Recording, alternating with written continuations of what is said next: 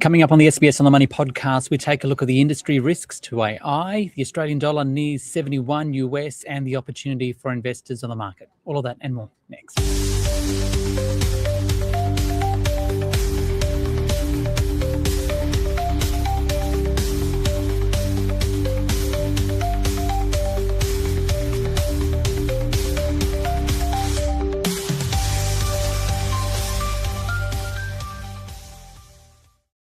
Hi everyone, welcome to the SBS on the Money podcast for this Tuesday, the 10th of February 2026. It's a day where the Australian share market finished flat, the S&P ASX 200 at 8,867. The interesting thing though is that the market was trading in positive territory for all of the day until the very end. And it had to do with one particular stock, and that's CSL. Shares in one of Australia's largest listed companies, the biotech company CSL, went from around $183.64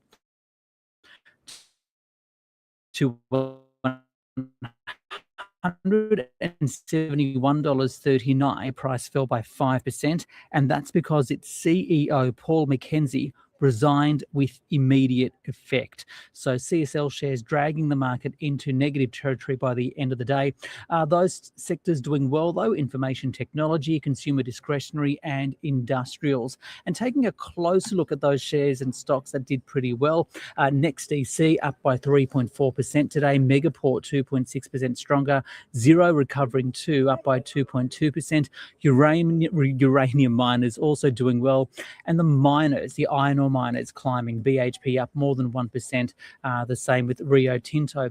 One sector that did particularly poorly, that's the insurers, the likes of Insurance Australia Group tumbling 6%, QBE off by 3.4%. It follows a new AI tool in the US which was launched, which is said to be able to compare car insurance policies using ChatGPT. It spooks some investors, and it also talks to the broader discussion about the impact AI will have on certain industries. So to tell us more about that and the rest of the day's market action, I spoke with Todd Hoare. He's the head of public markets at LGT Wealth Management. So Todd, after a huge sell-off on the market on Friday, the market recovered most of those losses on Monday, and those gains continued today, the ASX at a near 3-month high. How would you describe investor sentiment at the moment, and what are they reacting to? That's a good question, Ricardo. I think it is important just to put some of those single day moves into context, first of all, though. So the observed volatility for the ASX 200 was basically at its lowest level in over 2 years.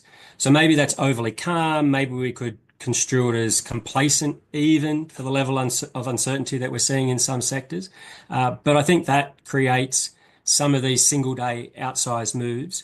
The second factor that I think is worth just remembering is that domestically, most of corporate Australia are in a communication blackout due to upcoming earnings.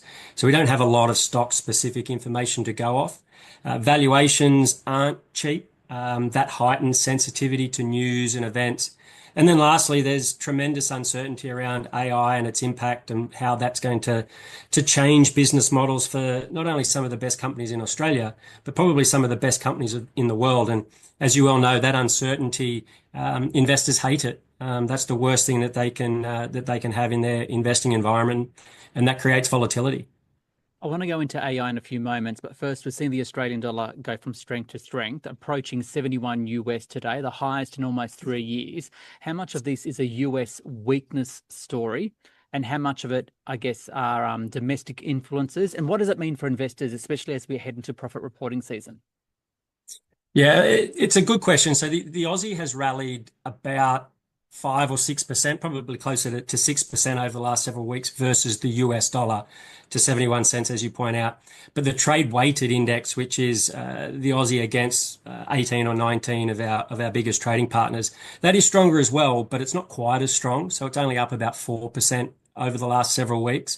So I think that's probably telling us that a large part of the Aussie dollar strength is weakness in the US dollar. Which has several reasons for it. The labour market there's been a little bit weaker of late, but specifically to Australia, there is certainly a number of factors that are idiosyncratic to us. As you'd be well aware, the RBA delivered a hawkish hike last week, and markets are now priced for maybe 1 to 2 more rate hikes. And that really stands in contrast to the US, the EU, the UK. There are several emerging markets that are probably going to see a lower path of interest rates next year. Commodity prices have been strong of late. So thermal coal prices are at their highest level in a year. Met coal prices have been strong. Iron ore has tailed off a little bit, but it's probably been a bit more resilient than expected. So there are a couple of domestic factors that I think are certainly helping support the Aussie. But what I would say is that over the last 30 to 40 years, the Aussie has averaged 74, 75 cents, somewhere around that mark. And so we're probably just normalizing from very, very below average levels. Just to circle back in terms of what does it mean for reporting season? Hopefully nothing. It would be a little bit ominous if a company called out the Aussie dollar as being an excuse or a reason for their results to not be strong. And the reason for that is that the Aussie was incredibly stable over the 6 months to December. So it traded between about 64 and 66 cents in the main. So it should not be a factor at all in terms of the results. It might, as you point out, it might influence outlook statements. But generally speaking, the Aussie is a risk on, it's a pro-cyclical currency. So it won't be a huge headwind, certainly not at these levels. And generally, I think there's a nice relationship between Aussie equity markets outperforming global equity markets and Aussie dollar strength. So I think what we might find is that investors are embracing a slightly stronger dollar, and I think the RBA might as well.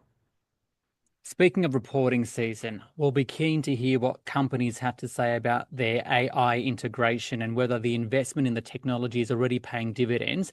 We saw a sell-off in software-related company shares recently, especially in the US, amid fears AI will eat into their business models. And today, a particularly interesting story is that of the insurers. Their stocks sold off. IAG, Suncorp and QBE here all tumbling pretty hard because of an AI insurance comparison tool that was launched in the US, adding to fears about industry disruption. There's a lot to unpack here, but what's your take on the AI story? Yeah, I think Ricardo, that's the big question, and that's the one that is dividing investors at the moment. And I think if we circle back to your original question about last Friday's move and then regaining it again on Monday, investors hate uncertainty, and they're facing at the moment some unprecedented levels of business model uncertainty. And what I would say is that this AI disruption is very real. It is happening in real time, and it's happening at an accelerating pace, and it is going to be very, very disruptive. And I think the difficult component of it is that it's very, very disruptive for now to some of the very, very best businesses in the world, the software businesses, as you pointed out. They've been stalwarts of many, many portfolios, of many, many indices. They generate tremendous profitability and margins. And they're the ones that we're starting to see the impact the most. But when we look at it, we approach it, I guess, from a number of different angles. But first of all, we approach it from a top-down perspective. We think this disruption in software is incredibly bullish. We think it probably is a harbinger to impending productivity boost for a whole host of companies that really could start to harvest AI in a much more ubiquitous way. One of the examples that we like to refer to, and we did it today with a host of people, was that the global software and services index has lost a little over, I think it's something in the order of about $2 trillion since its peak at the end of October.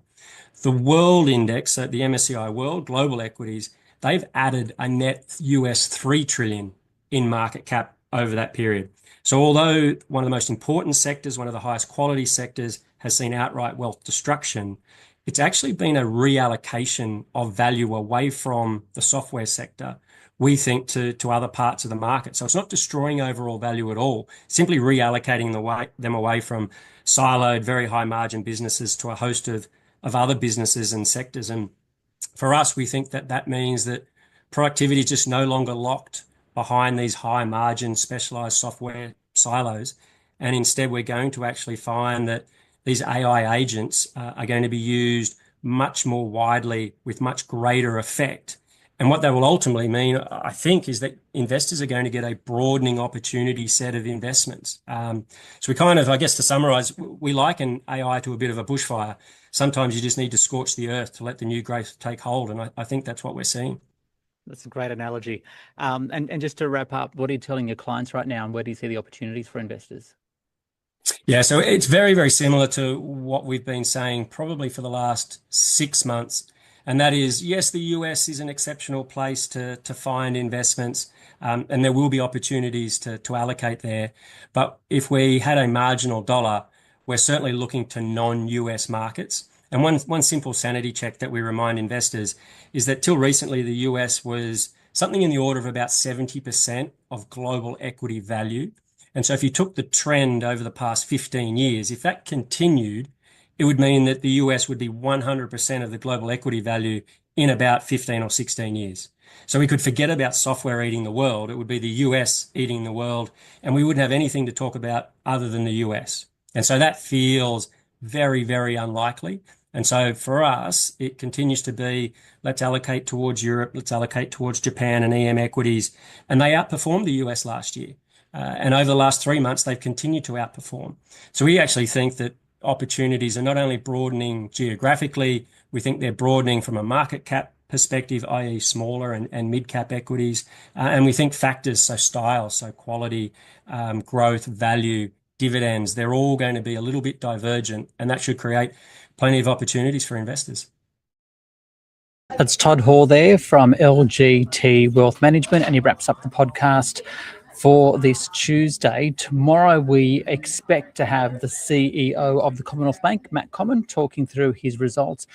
A deep dive into how the Commonwealth Bank is dealing with AI, and a bit of a look into the Australian economy. So join me for that on the podcast tomorrow. This SBS on the Money podcast is provided for informational purposes only and should not be understood as constituting advice or a recommendation. It is not personal advice, and it does not consider your personal circumstances or objectives. You should contact a licensed professional before making any financial decisions.